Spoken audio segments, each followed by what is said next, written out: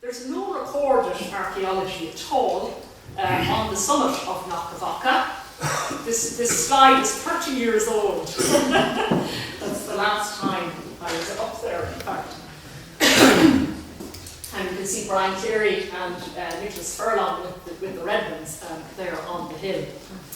There's no recorded archaeology as such from this hill, but geophysics desperately needs to be done on the summit of Knockavocca. As late as the 1950s, a large recumbent boulder, which you see here, then embedded in the ground just below the summit of the north face of the hill, was known in the locality as the place where kings were made.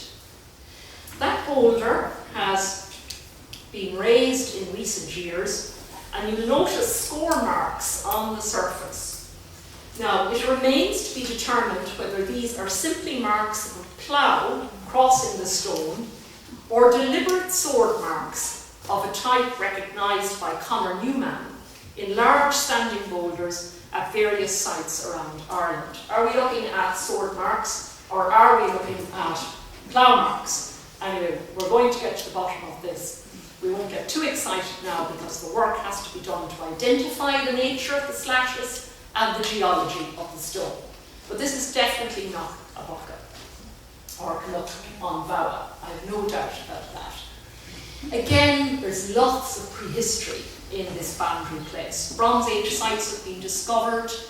A dense concentration of fualadh cooking sites were excavated in advance of the M11 Enniscorthy bypass, including one at Knockavocca and a second one that produced a Bronze Age date.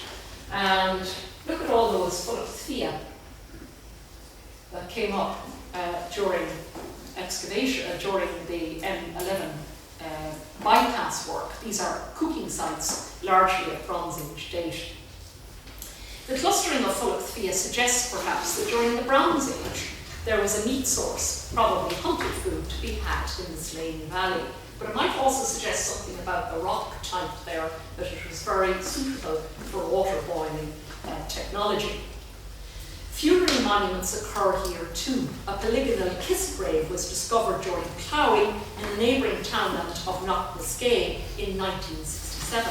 It was filled with clay and cremated bone and contained 2 upright food vessels.